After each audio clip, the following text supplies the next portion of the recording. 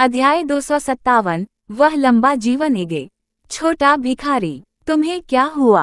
पेनी ने धीरे धीरे निराशा से अपनी आंटी की ओर देखा। आंटी, आप मुझे कैसे नहीं पहचान सकती? हा हा हा। इसने एक दुष्ट चुड़ैल की तरह हंसते हुए अपने हाथ अपने कूल्हों पर रख लिए। क्या आश्चर्य है, लिसना ने कहा कि आप आ जाएंगे, लेकिन मैं मोटे ग्राहकों पर नजर रख रहा था।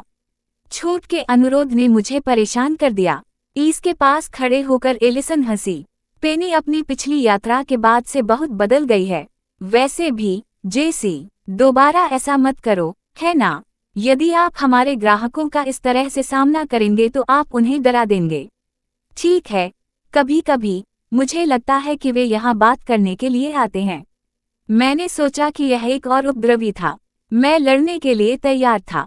हा हा। लिसना ने अपना सिर हिलाया और लड़कियों की ओर देखकर मुस्कुराई। तुम्हारी चाची और मैं तुम दोनों का इंतजार कर रहे थे। चलो एक साथ खाना खाते हैं। ठीक है। एलिसन ने तुरंत इसको खींचकर नीचे बैठा दिया और वे लड़कियों के साथ शामिल हो गईं। प्रारंभ में पेनी अपनी निराशा व्यक्त करने से खुद को नहीं रोक सकी। आखिरकार उसने केवल अपना वजन कम किया था और चाकू के नीचे नहीं गई थी। वह अब भी वैसी ही दिखती थी। पहले यह स्लीना था, और अब इस दो लोग जो उसके दिल के बहुत करीब थे ने उसे नहीं पहचाना। ठीक ठीक, इसने ऊपसैव का हाथ हिलाया। पेनी, सिर्फ इसलिए कि आपने अपना वजन कम कर लिया है इसका मतलब यह नहीं है कि अगर आप कभी मुझे बताएंगे कि आप आहार पर हैं तो मैं इसकी सराहना करूंगा। पेनी मुस्कुराई। यह कुछ ऐसा नहीं है जो आप मुझसे सुनेंगे, आंटी। अच्छा अच्छा, इसने एलिसन और पेनी के बीच अपनी आंखें घुमाते हुए कहा। अब तुम दोनों एक जैसे दिखते हो। जब पेनी ने सहजता से अपनी माँ की ओर देखा तो उसकी बाहों चढ़ गईं। दोनों महिलाओं के एक दूसरे को देखकर मुस्कुराने से पहले लिसना ने भी पेनी का सामना किया। कुछ ही देर बाद इस द्वारा तैयार किया गया खाना उनकी मेज पर आ गया। भोजन पर बातचीत मुख्यतः इस बात पर केंद्रित थी कि क्या चल रहा था। पेनी को रेस्तरां की स्थिति के बारे में सुनने में अधिक रुचि थी। हालांकि पेनी को रेस्तरां के स्थिर वित्त और प्रतिष्ठा के बारे में पता था, फिर भी केवल एगी के डेटा पर भरोसा करने के बजाय इस और लिसना से इसे सुनना सबसे अच्छा था। आखिरकार 12 साल पहले जाने से पहले की उसकी इच्छा और आशा आखिरकार पूरी हो गई थी। इस भले ही प्रतियोगिता नहीं जीत पाई हो, लेकिन उन्होंने लोगों का दिल जीत लिया था। उनके साहसी व्यक्तित्व और ईमानदारी ने उन्हें काफी लोकप्रियता दिलाई। इस वजह से ईस कभी कभी कुकिंग शो या सेगमेंट में अतिथि होती थी। वह मास्टर शेफ के 2 सीजन के लिए जज भी बनी थी। दूसरी ओर लिसना न केवल व्यवसाय का प्रबंधक था, बल्कि उन शो के लिए ईस का प्रबंधक भी था। दोनों महिलाओं ने पेनी को गौरवान्वित किया। उन्हें मुस्कुराते और ब्राइकय से बात करते देख पेनी के चेहरे पर मुस्कान आ गई। माँ और चाची ईस ने वास्तव में उनके जीवन को बदल दिया है। उसकी मुस्कान चौड़ी हो गई और उसकी आंखें चमक उठीं। मेरे पिछले जीवन में, आंटी ईस। और फिर माँ। पेनी उन विचारों पर ध्यान नहीं देना चाहती थी, लेकिन यह स्पष्ट था कि ईस और लिसना मजबूत, स्वतंत्र व्यक्ति बन गए थे।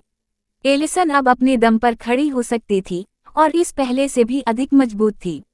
वैसे, पेनी, मेरा वह विद्रोही बेटा कैसा है? अपने बेटे का जिक्र करते हुए ईस की आंखें चमक उठीं। वह मुझे अपना चेहरा कब दिखाने की योजना बना रहा है? हुँ। पेनी की मुस्कान लड़खड़ा गई। आंटी, उस बारे में। वह घबराकर घूंट भरते हुए चली गई। निष्पक्ष होने के लिए मैंने उससे कहा था कि वह तुमसे मिलने आए, लेकिन वह लड़का नहीं आना चाहता क्योंकि उसने कहा था कि तुम बस उसे डांटने जा रहे हो। मैं जानता था। ईस गुस्से में थी। क्या वह देश में है? वह यहाँ था, लेकिन उसे एक व्यावसायिक यात्रा के लिए बाहर जाना पड़ा। जब वह वापस आएगा तो मैं आपको बताऊंगा। मेरा मतलब है, नहीं, मैं आपको बताऊंगा कि जब वह यहाँ रहेगा तो वह कहाँ रह रहा है। एलिसन और नीना ने पेनी को अविश्वसनीय रूप से देखा।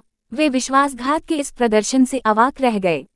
पेनी के बारे में एक बात जो नहीं बदली थी, वह थी खुद को बचाने के लिए लोगों को बस के नीचे फेंकने की उसकी फुर्ती। आज तक वे निश्चित नहीं थे कि यह गुण अच्छा था या भयानक, लेकिन एक बात के बारे में उन्हें यकीन था कि पेनी एक लंबा जीवन जिएगा, बहुत लंबा जीवन। भोजन के बाद नीना द्वारा अपना फोन चेक करने तक उनकी खुशनुमा बातचीत जारी रही। ओह, आंटी, माँ, पेनी, मुझे जाना होगा। नीना ने दयालु मुस्कान के साथ घोषणा की। मेरा मंगेतर मुझे लेने आया था, इसलिए वह मुझे घर तक ले जाएगा। ईस ने अपनी बाहें पार कर लीं। तुम्हारा वह मंगेतर हमें नमस्ते भी नहीं कहेगा। ईस, तुम्हें पता है कि नीना का मंगेतर थोड़ा शर्मीला है और वह व्यस्त भी है। एलिसन ने ईस की बाहों चढ़ाकर शांत होते हुए कहा। वह शायद थक गया है, उसे धीरे धीरे समायोजित होने दें। यह सही है, चाची। वह अभी हवाई अड्डे से आया है और मुझे घर ले जाने के लिए लेना चाहता है, नीना ने हंसते हुए कहा। वह तुमसे डरता है, आम्पा। ईस ने अपनी बाहें पार कर लीं। यह अभी भी इस तथ्य को माफ नहीं करता है कि उसे अपने होने वाले ससुराल वालों को नमस्ते कहने में केवल 1 सेकंड लगेगा। पेनी ने ईस की ओर देखा और अपनी भावनाएं साझा कीं। हालांकि वह निर्णय लेने वालों में से नहीं थी। पेनी ने अपनी सीट से उठते हुए मुस्कुराते हुए कहा, मैं उसे बाहर ले जाऊंगी। नीना, चलो। तुम्हारा मंगेतर इतना थक गया है कि मुझे डर है कि अगर मैं तुम्हें बाहर नहीं ले गया तो मैं शादी के दिन तक कभी नहीं देख पाऊंगा कि वह कैसा दिखता है। नीना ने हंसकर सिर हिलाया। पेनी के साथ कंधे से कंधा मिलाकर चलने से पहले उसने लिसना और ईस को अलविदा कहा। पेनी, जब मैं तुम्हें एक साथ हमारी तस्वीरें भेजता रहता हूं तो तुम अब भी उसका चेहरा कैसे नहीं आटिम? रेस्तरां से बाहर निकलते ही नीना ने पूछा। पेनी ने बाउंड टेढ़ी कर ली। तुमने किया, यही मेरा मतलब है जब मैं कहती हूँ कि आपको कोई दिलचस्पी नहीं है। आपको याद नहीं है? प्रतिष्ठान के ठीक बाहर एक काली सेडान पर नजर पड़ते ही नीना चिढ़ गई। वह वहाँ है। पेनी की नजर कार पर पड़ी, लेकिन बाहर कोई नहीं था। पेनी, मुझे जाना होगा। सामग्री आने के बाद मैं आपसे दोबारा मिलूंगा। इतना कहकर नीना कार की ओर बढ़ी और सीधे पिछली सीट पर चली गई। पेनी ने अपनी आंखें मूंद लीं और अपना सिर नीचे कर लिया और पिछली सीट के अंदर एक आदमी की झलक देखी। हालांकि कार के अंदर अंधेरा था, पेनी ने कुछ हद तक समझ लिया कि वह कैसा दिख रहा था। वह उसका मंगेतर है। पेनी बुदबुदाया। जैसा उसने कहा, वह सुंदर है और परिचित भी। मैंने उसे दोबारा कहाँ देखा? अध्याय 258, पेनी की पीठ। वह कौन है? हम। नीना ने अपने बगल में अच्छे कपड़े पहने हुए आदमी की ओर अपना सिर उठाया। ओह, आपका मतलब उससे है।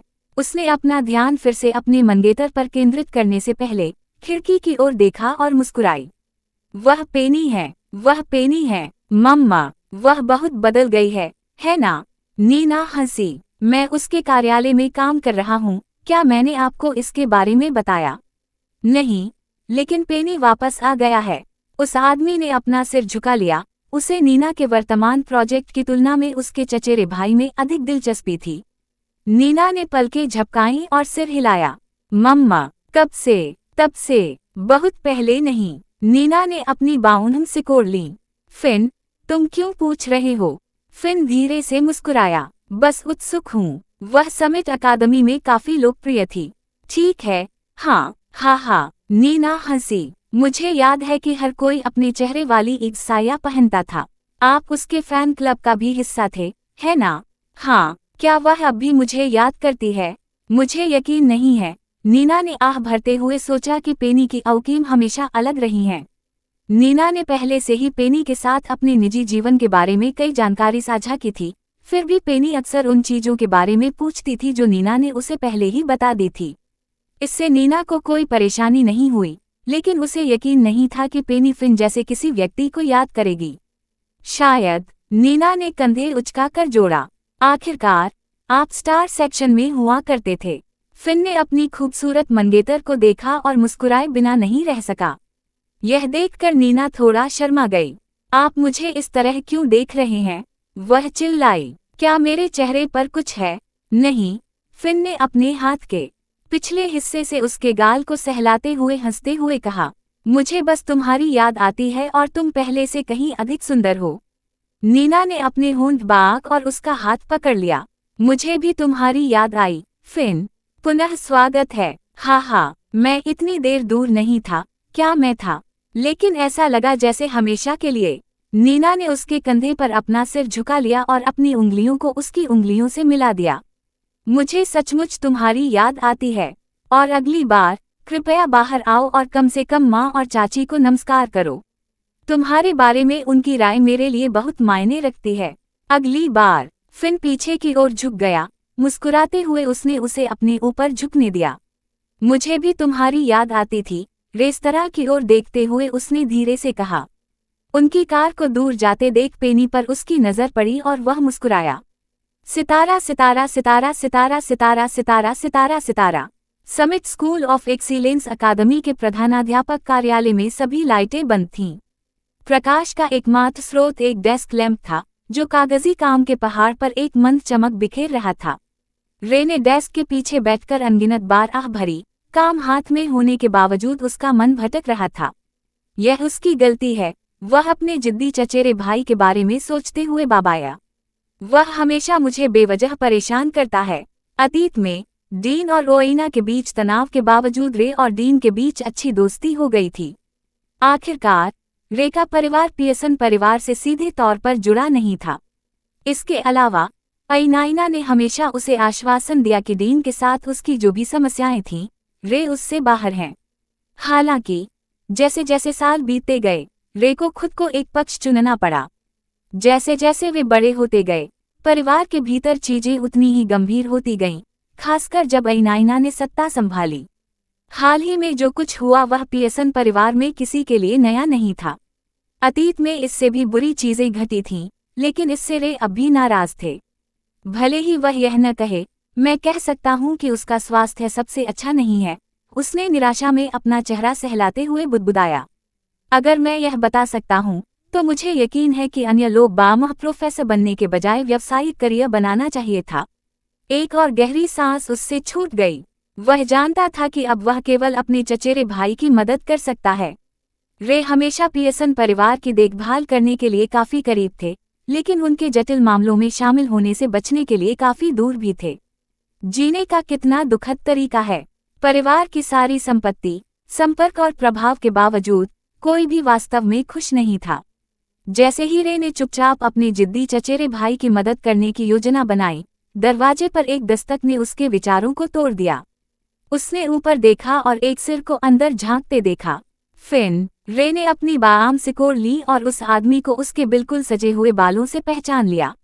केवल फिन के पास ही इतना दोसाहिता हेयर स्टाइल था, क्योंकि वह आदमी कुछ ज्यादा ही घमंडी था। जब फिन ने अंदर कदम रखा तो रे की अभिव्यक्ति विकृत हो गई। उसके कोलोन की तेज गंध तुरंत रे की संवेदनशील नाक से टकराई। वह इत्र इतना तेज है, नीना इसे कैसे बर्दाश्त कर सकती है? हा, फिन लापरवाही से डेस्क के सामने बैठ गया। मेरा परफ्यूम तेज नहीं है, आपकी नाक कुछ ज्यादा ही संवेदनशील है। यदि आप जानते हैं कि मेरी नाक संवेदनशील है, तो वह इत्र लगाकर यहाँ क्यों आए? फिन मुस्कुराया। मैं जल्दी में था, मैं सीधे हवाई अड्डे से आया, फिर नीना को लेने गया। बहुत खूब। यदि रे अपनी नाक नहीं सिकोड़ रहा होता, तो वह वर्ष की मंगेतर के लिए ताली बजाता। क्या इसे आप समर्पण नहीं कहते? यह आश्चर्य की बात थी कि नीना और फिन का अंत एक साथ हो गया, यह देखते हुए कि फिन लगभग पूरी जिंदगी कैसंड्रा से जुड़ा रहा था। लेकिन जीवन में लोगों के भाग्य को मोड़ने का अपना तरीका है। उनकी बचपन की यादों की परवाह किए बिना, विशेष रूप से जब वे छोटे थे, तब नीना के प्रति रे की धारणा, उनका मानना था कि लोग बदल सकते हैं।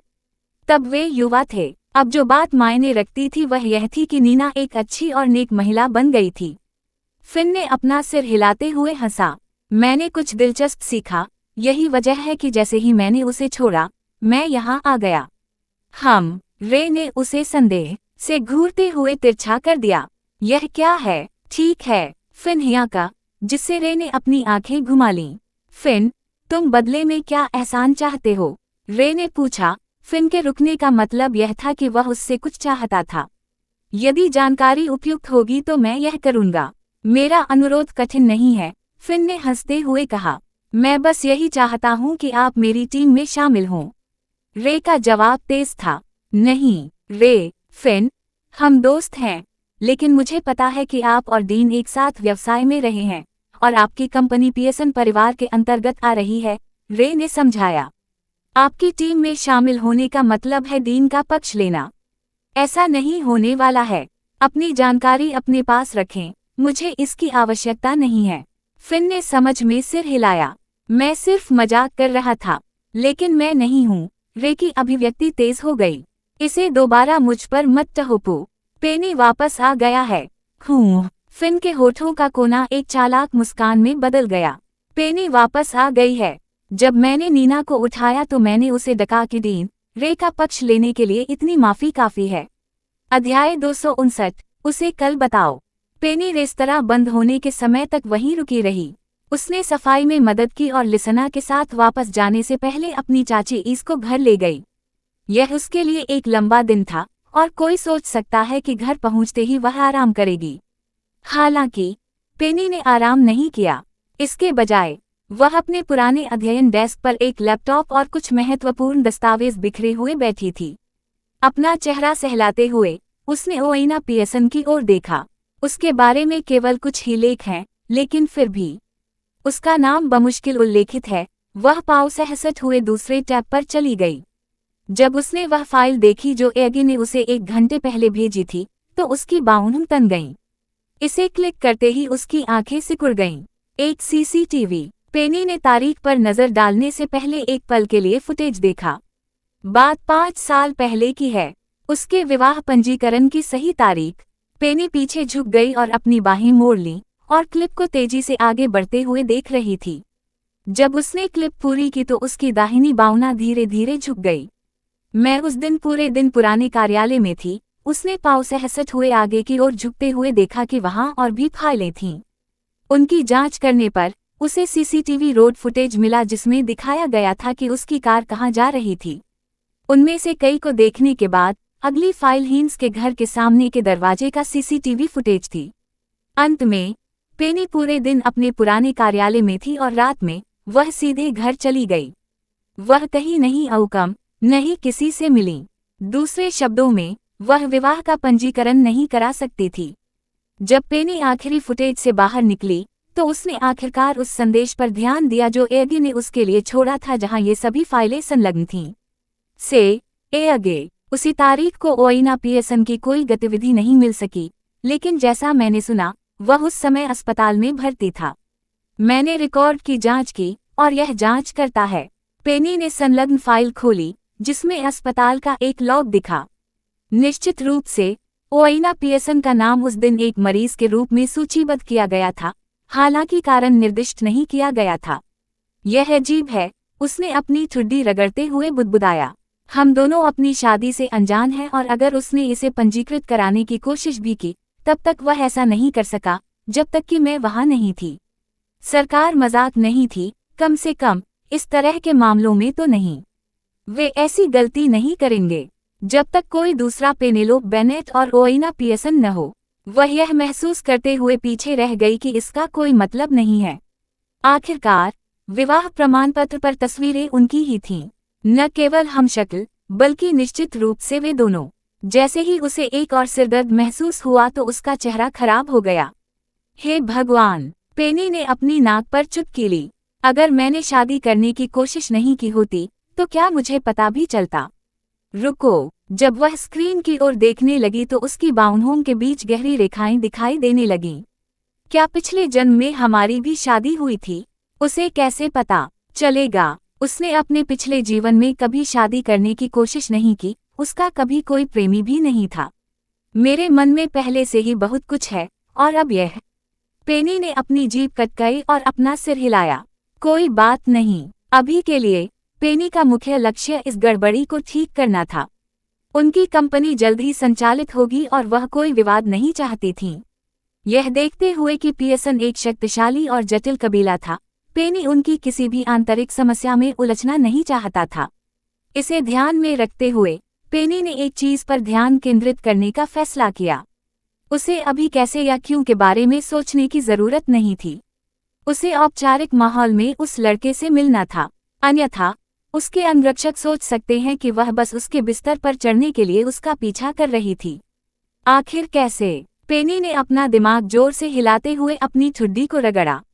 मैं कैसे? एक महत्वपूर्ण सूची की जांच करने के लिए जल्दी से सीधा होने से पहले पेनी ने अपनी बाहों ऊपर उठाईं।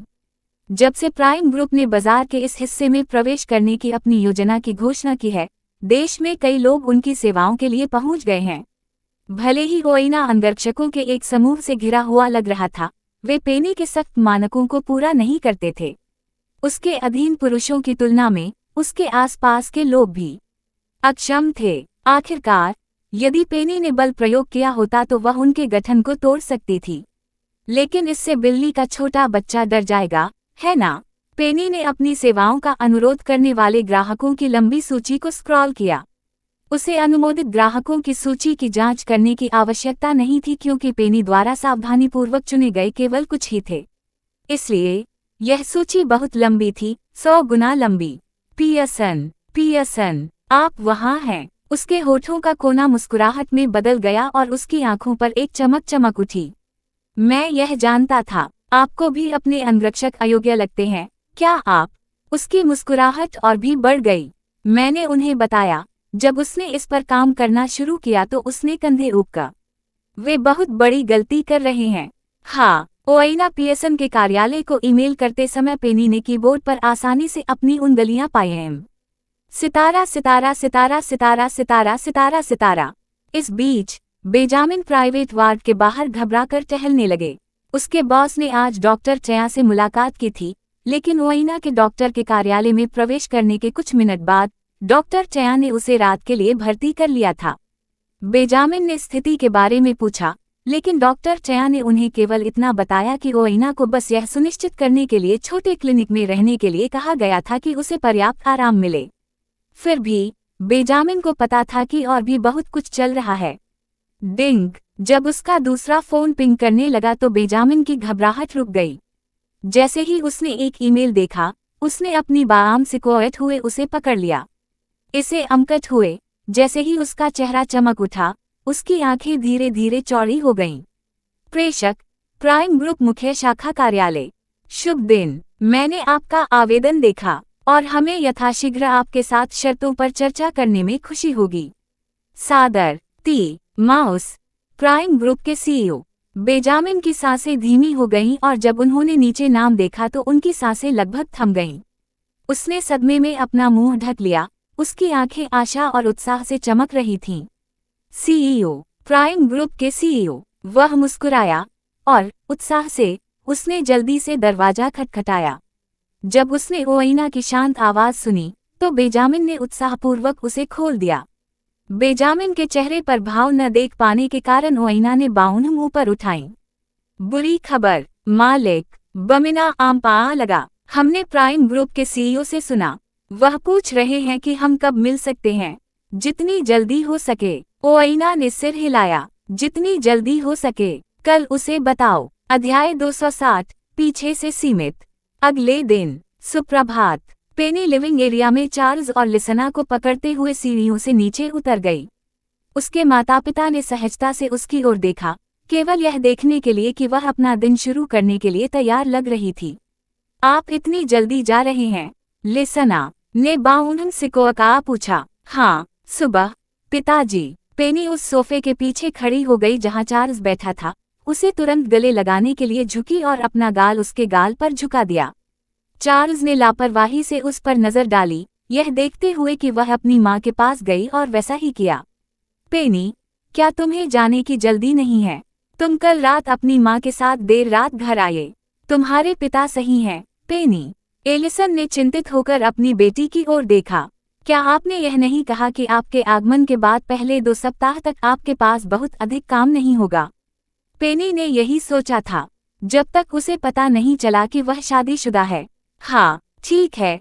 मैं कार्यालय की तैयारी जल्द से जल्द पूरी करना चाहती हूँ और कुछ मामले सामने आए, उसने स्पष्ट रखते हुए समझाया। मैं जल्द से जल्द मुद्दों को ठीक करना चाहता हूँ। क्या तुम्हें मदद की जरूरत है, पेनी? चार्ल्स से पूछा। पबयाय का विज्ञापन। पेनी ने सिर हिलाया। वे सिर्फ छोटे मामले हैं, इसलिए मैं जल्दी बाहर जा रहा हूँ। इतना कहने के बाद पेनी की नज़र बटलर जेन पर पड़ी जो एक ट्रे के साथ लिविंग एरिया में आ रही थी। वह उसके सामने कूदी और ब्रेड के 3 टुकड़े उठा लिए।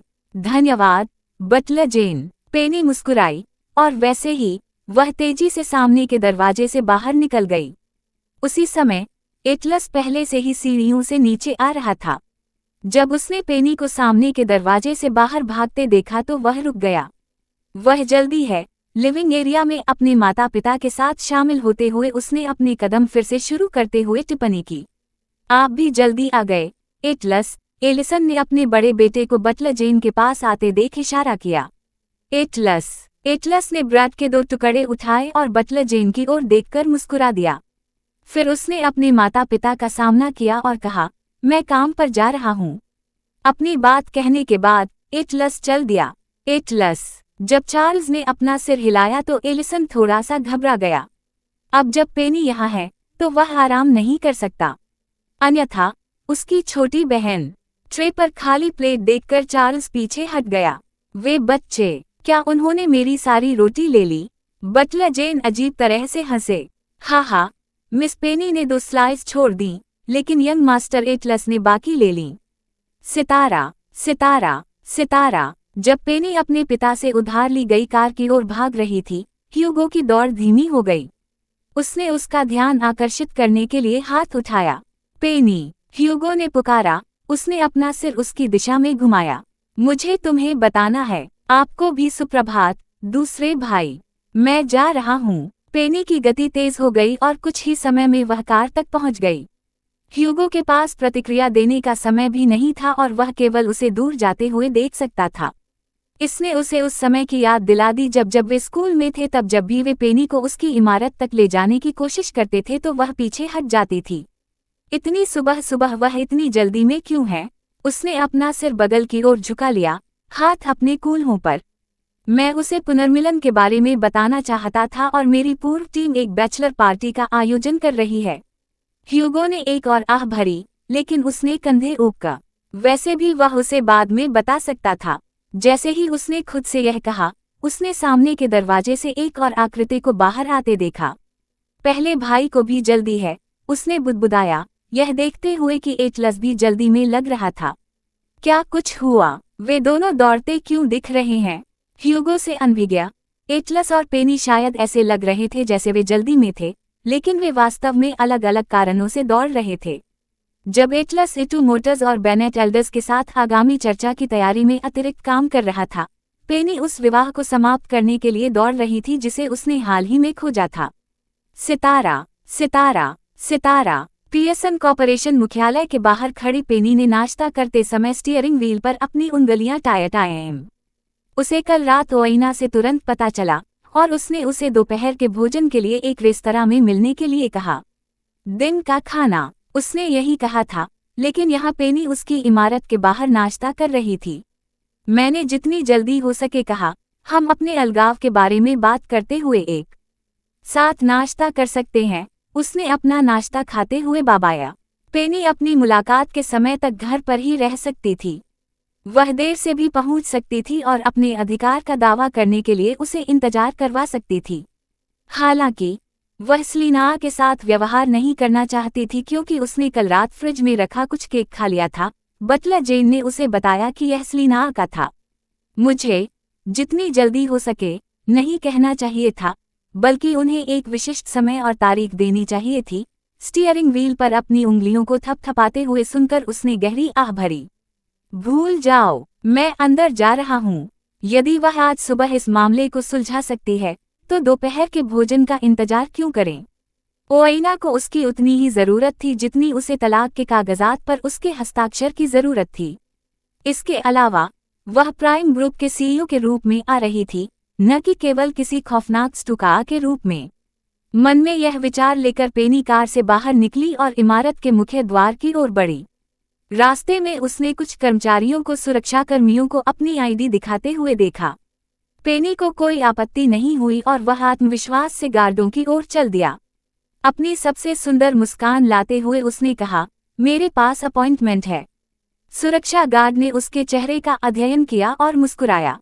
मिस, हमें अभी भी आपको लॉग इन करने की आवश्यकता है। अवश्य। पेनी ने तुरंत लॉग इन किया और उसे एक और मुस्कान दी।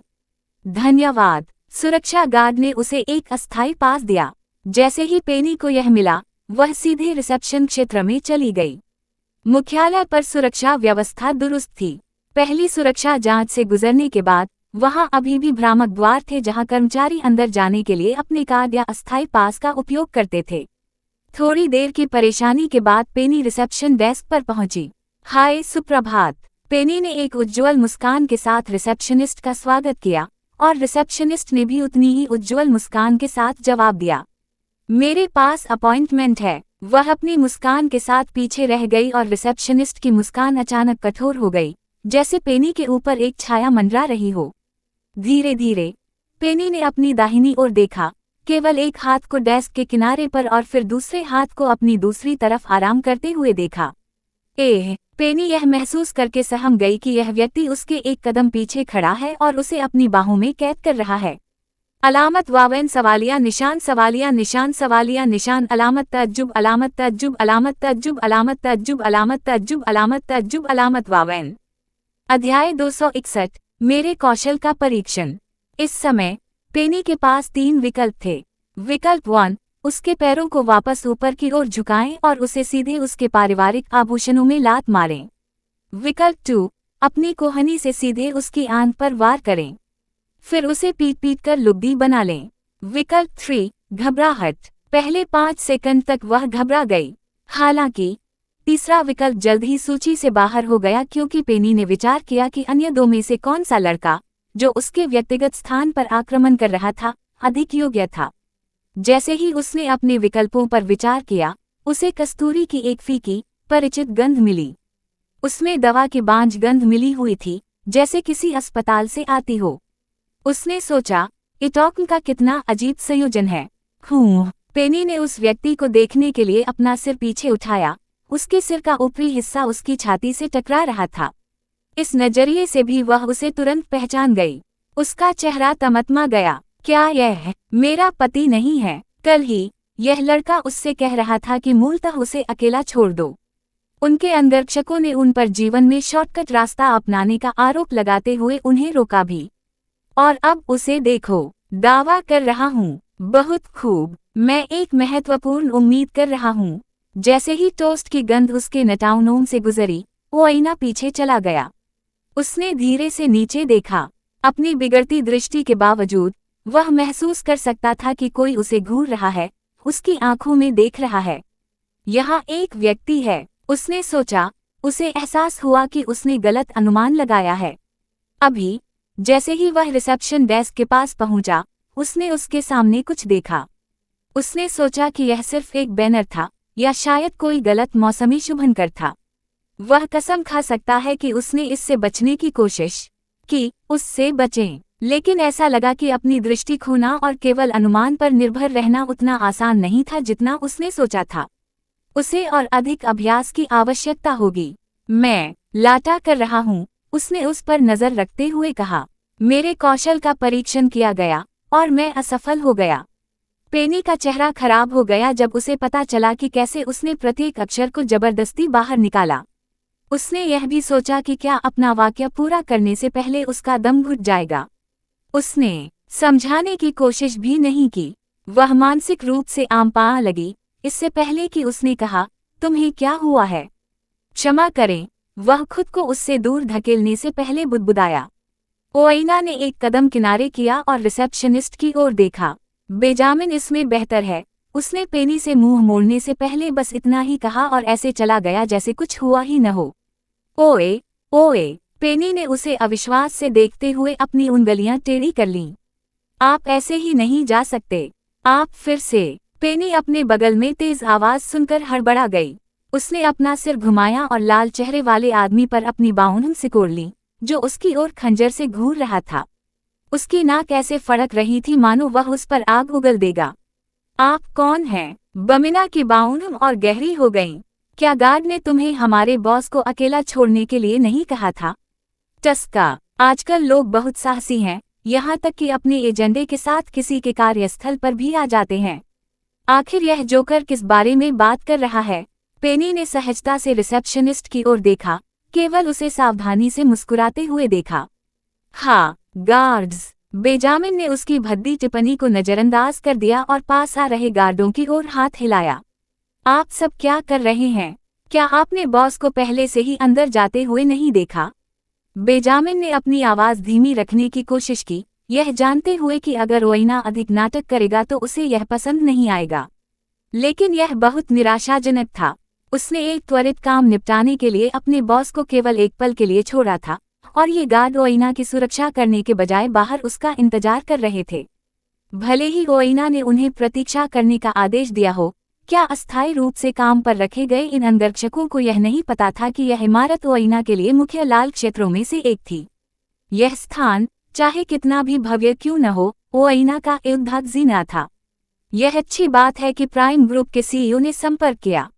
मुझे जल्द ही शांति मिलेगी, बेंजामिन ने खुद को शांत करते हुए सोचा। लेकिन जब उसकी नज़र अपने बॉस का पीछा करने वाले पर पड़ी तो उसका गुस्सा बरकरार रहा। ये बेशर्म औरत! रक्षकों, उसे यहाँ से बाहर खींचो और उसे दोबारा इस जगह पर कदम मत रखने दो, बेंजामिन ने चुपचाप लेकिन स्पष्ट रूप से आदेश दिया। मिस, यह आपकी आखिरी चेतावनी है। अगली बार मैं आप पर उत्पीड़न का मुकदमा करूंगा। रुको, तुम ऐसा नहीं कर सकते। मेरी बात सुनो। पेनी ने हौंसते हुए आखिरकार पहचान लिया कि यह जोकर कौन था। उसने कल उसे अपने पति के साथ देखा था। मैं यहाँ हूँ क्योंकि मैंने ईमेल किया था। मिस, हमने आपको कल चेतावनी दी थी और अधिकतम सहनशीलता बरती थी, लेकिन आज आपने सीमा पार कर दी है। बमिना का चेहरा काला पड़ गया और उसने वाक्य बीच में ही काट दिया। आप न केवल यहाँ आए, बल्कि आप मेरे बॉस को खुलेआम बहका रहे हैं। आपको शर्म आनी चाहिए। माफ करें, गार्ड, उसे बाहर खींचो। सुरक्षा से कहो कि उसे दोबारा इस जगह में प्रवेश करने से प्रतिबंधित कर दिया जाए, अन्यथा मैं उनके इस्तीफे की उम्मीद करूंगा। इसके साथ ही बेंजामिन के पीछे के गार्ड पेनी की ओर बढ़े। इंतजार! अरे, चार आंखें! बेंजामिन का चेहरा उस उपनाम से घूम गया जिसे उसने उसे बुलाया था, लेकिन उसने इसे अनदेखा करना चुना। उसने दूसरी ओर देखा और उस दिशा में चल पड़ा जिस दिशा में ओइना गया था। इससे कोई फर्क नहीं पड़ता कि उसने सब कुछ कम महत्वपूर्ण रखने की कितनी कोशिश की, फिर भी उन्होंने पर्याप्त ध्यान आकर्षित किया था। आज के लिए इतना ही काफी था। हालांकि बेंजामिन को पता था कि जो कुछ हुआ था उसमें पेनी की गलती नहीं थी। यह ओइना की गलती थी। एक ऐसी गलती ओइना कभी नहीं करेगा जब तक कि कुछ गलत न हो। इसलिए संदेह पैदा करने से बचने के लिए बेंजामिन ने उस बेशर्म महिला को बलि का बकरा बनाया। किसी का पीछा करने के लिए वह इसी योग्य थी। सितारा, सितारा, सितारा! बाहर! जब अंगरक्षकों ने उसे इमारत से बाहर फेंक दिया तो पेनी लगभग मुंह के बल गिर पड़ी। इससे पहले कि वे वापस अंदर चले जाते, वह उनकी अप्रिय चकाचौंध और उपहास को देखने के लिए मुड़ी। एक अंगरक्षक ने सुरक्षा गार्ड से जोर से कहा, उसे दोबारा अंदर मत आने दो या अपना इस्तीफा मत भेजो। सुरक्षा गार्ड ने माफी मांगी, फिर पेनी पर एहसाना दृष्टि डाली। मैं वास्तव में निर्दोष हूँ, पेनी ने सुरक्षा गार्ड की नजरों से बचते हुए उसके लिए दोषी महसूस करते हुए बाबाया, भले ही उसे ऐसा नहीं करना चाहिए था। मुझे दोपहर के भोजन के समय तक इंतजार करना चाहिए था। उसने अंगरक्षकों के कारण हुई सिलवटों को ठीक करने के लिए अपनी बाहों को धूल चटाते हुए बाबाया। लेकिन ठीक है, मेरे पास अभी भी दोपहर के भोजन का समय है और मुझे रेस्तरां में प्रतिबंधित नहीं किया गया है। जब पेनी ने इमारत के सामने एक परिचित सेडान को रुकते हुए देखा तो वह पीछे रह गई। जैसे ही उसकी आंखें सिकाम, उसकी बाहों सिकुड़ गईं। जैसे ही उसने उस आदमी को गाड़ी से बाहर निकलते देखा, उसका मूड तुरंत खराब हो गया। डीन, खैर, सुप्रभात। वास्तव में, subscribe to my channel for latest updates and more similar stories.